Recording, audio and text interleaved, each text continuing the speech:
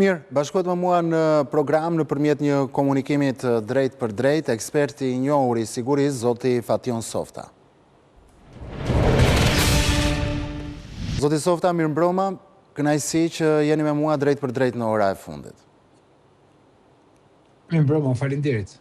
Zoti Softa, siç e ndoqëm në fakt edhe nga kronika, një ish oficer i operacionales i arrestuar nga një aksion i SPAK dhe policisë italiane, përveç se shiste sekrete hetimore duke penguar hetimin të grupi i Rjetit që trafikonin lëndë narkotike, me sa duket ka bashkëpunuar me ta edhe për shpërndarjen e lëndës narkotike. Nuk e di si e shikoni ju këtë rast. Është e rëndë të mendosh që nuk kemi të bëjmë një punojës të zakonshëm policisë shtetit,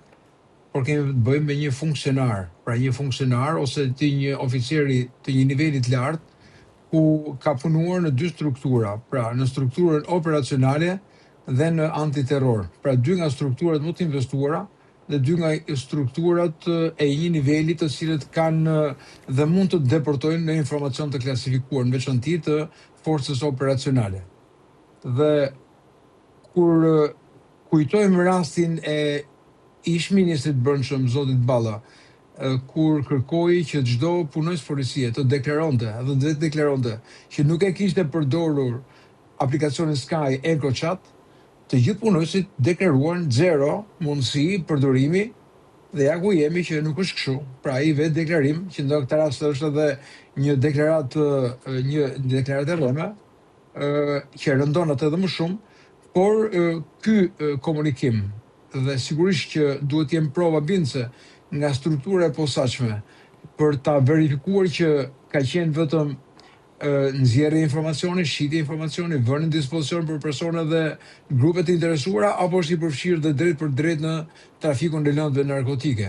Nëse kemi të përfshirë në trafikimin e lëndëve narkotike, hetimi duhet të vazhdojë dhe të themi ka qenë i vetëm, apo ka pasur dhe bashkëpunëtor brenda kësaj strukture. Shërbimet italiane, kur bëjnë përgjime dhe kur ndjekin grupe, qoftë dhe individ, gjithmonë jo individ, po zinxhir, kanë metodët e tyre që koha e përgjimit dhe koha e mbledhjes informacionit është e gjatë. Nuk gabojnë italianët, të paktën janë nga 2 deri në 3 vjet koha për cilën hetojnë, në varësi të dinamikës dhe të grupit dhe si është strukturuar shpërndarja në mënyrë të tillë që të shkojë deri tek zinxhiri para se të fillojnë të bëjnë veprimet për ndalimin e personave, arrestimin e tyre dhe pastaj hetimin, më pas duke izoluar ato nga aktiviteti që kanë pasur. Dhe kjo e rëndon atë më shumë, aq më tepër thash në forcën e antiterrorit, kur investimi tek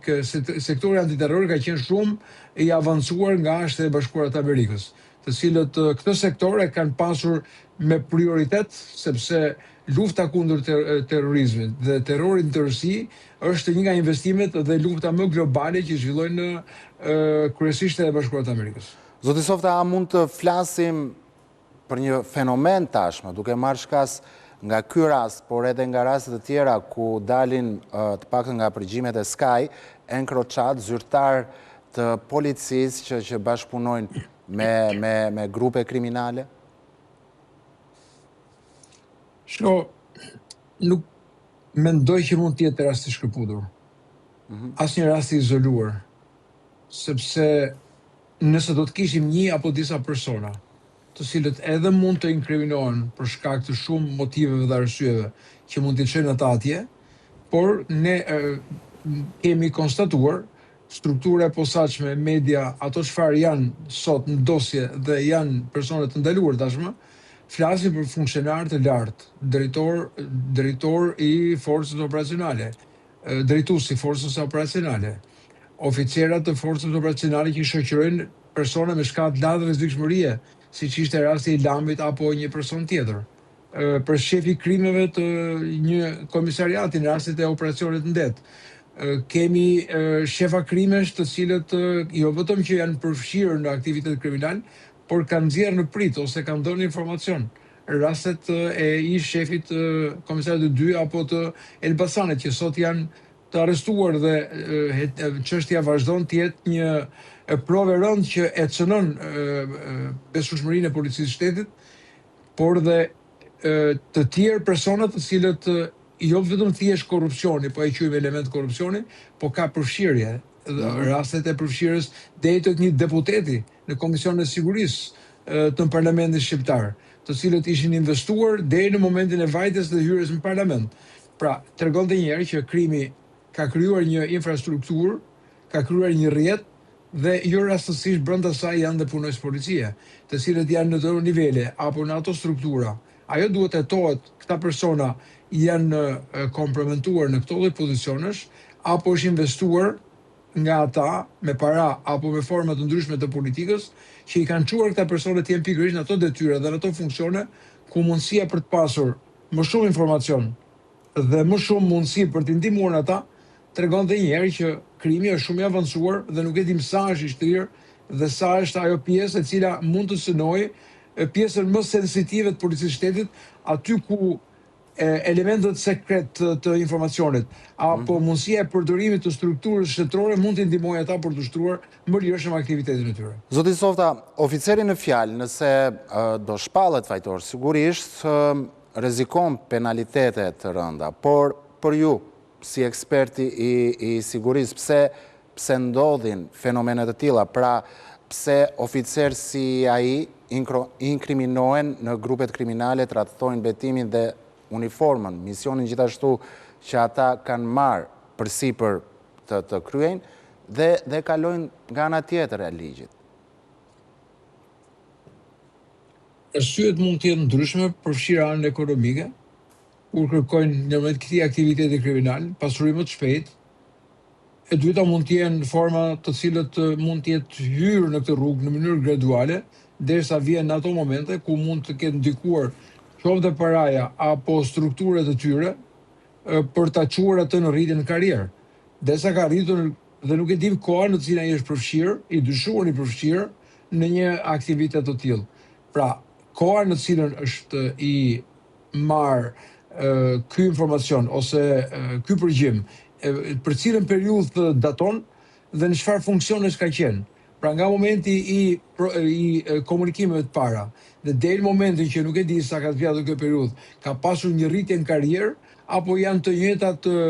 pozicione që ai ka mbajtur dhe mund të jetë komprometuar për arsye ndryshme në të njëjtin pozicion. Mendoni se periudha e timit apo e vënies në përgjim si nga pala italiane, por edhe shqiptare për ish oficerin e operacionales Haxhia ka qenë një periudhë gjatë kohore? Thash që eksperienca e bashkëpunimit që kam pasur her pas here ka treguar ose informacione ndryshme të operacioneve italiane, të cilët detajet janë bërë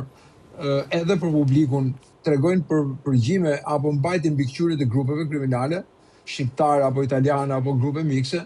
për periudha që datojnë mbi 3 vjet, pra një periudhë gjatë e mbajtjes në përgjim ose e ndjekjes së këtij informacioni. E dyta, nganjëherë kryqëzohen përgjimet, pra nëse ka në përgjim jo oficerin e policisë, por në përgjim mund të jetë një grup i caktuar.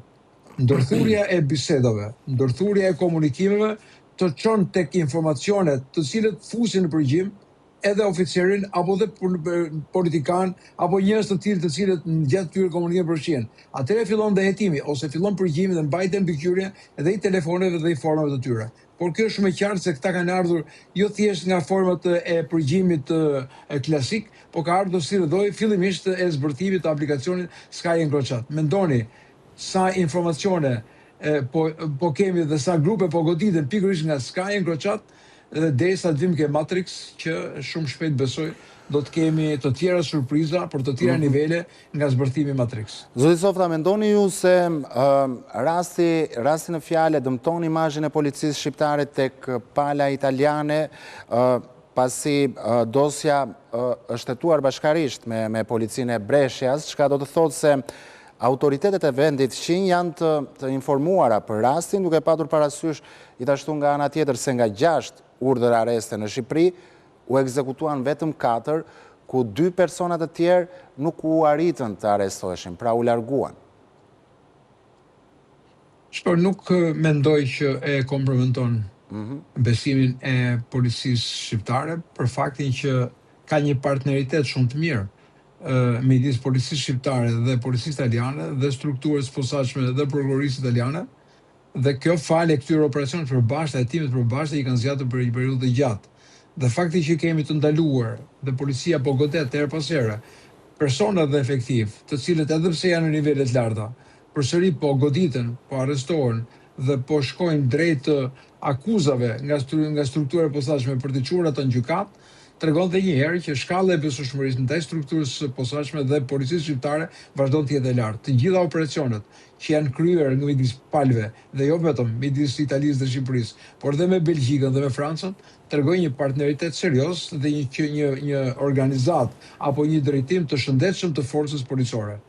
Këto raste dhe individ, qoftë edhe struktura brenda saj, sigurisht që dëmtojnë imazhin tek publiku, po dhe tek ndërkombëtarët, por kjo nuk është e përgjithshmja, por është një goditje e përbashkët për ta vetë pastruar, por njëkohësisht dhe ta godasim pjesën e krimit e cila ka depërtuar në politik, ka depërtuar në gjyqësor, ka depërtuar në polici, ka depërtuar në shumë struktura. Pra nuk është vetëm policia e infektuar ku personat kanë depërtuar, por ne kemi një sistem zinxhir që fillon që nga korrupsioni një nivel të lartë dhe favorizimi pastaj i strukturave të tjera poshtë, dhe kjo duhet vim tek ajo që ne themi, që politika duhet të jetë larg policisë dhe policia duhet të jetë mbi baza profesionale. Sa drejtorë të përgjithshëm janë ndruar, sa ministra janë ndruar nuk kanë gjetur karar. Dhe këto ndryshime të herpashershme tregojnë edhe një herë që është një fushë ku problematikat patjetër janë evidente. Kam edhe një pyetje të fundit, zoti Softa, për ju, duke marrë shkas në fakt nga kreu i SPAK, Altin Dumani, i cili viteve të fundit nuk e ka theksuar më si më parë që policia apo efektiv të caktuar të policisë janë të inkriminuar. Mendoni ju se tashmë, le të themi, ka arritur një nivel pastrimi në radat e policisë dhe çfarë mund të bëhet më tej? Zoti Dumani ose struktura e posaçme nuk mund të jetë vetëm me kurse për të luftuar grupet kriminale dhe kriminalitetin të rësi, por ajo është një nga hallkat bashkëpunuese të hetimit, por dhe të goditjes në bashkëveprim me Europol dhe Eurojust, por patjetër dhe me policinë e shtetit dhe me struktura të tjera siç është dhe shërbimi informativ. Sigurisht ai ka bërë deklarata, her pas here ka pasur deklarata të tilla, ka qenë një shqetësim i tij, me sa duket nga këto informacione, por dhe nga këto rezultate, nga këto goditje të herpashershme të disa personave, por fakti që ka një bashkëpunim të mirë me drejtorinë e përgjithshme dhe me struktura të tjera tregonte një herë që ka një harmonizim. Por kjo nuk do të thotë se kjo luftë ka pushuar, absolutisht jo. Edhe deklarata e fundit të zotit Dumani, kur deklaroi që presionet ndaj tij kanë qenë nga nivelet e politikës, nga nivelet të tjera të strukturave edhe të krimit organizuar, tregon dhe një herë që nuk është e thjeshtë kjo betejë, dhe kjo betejë patjetër do kohë për të fituar. Nuk është e thjeshtë sepse krimi është i sofistikuar, krimi është i fortë nga ana ekonomike, është transoqeanik, sepse shtrihet në shumë vende, nuk është vetëm i shtrirë në territorin shqiptar, dhe pra që kohë sa ka atë fuqi ekonomike, deke pastrimi parave, nuk mund të jetë vetëm policia për ta goditur, po duhet të jetë rreth parë politika. Është politika që e drejton policinë dhe nuk mund të jetë policia që drejton politikën. Zoti Softa, faleminderit, ishte kënaqësi që ishit me mua këtë mbrëmje drejt për drejt në ora e fundit. Faleminderit, kënaqësi.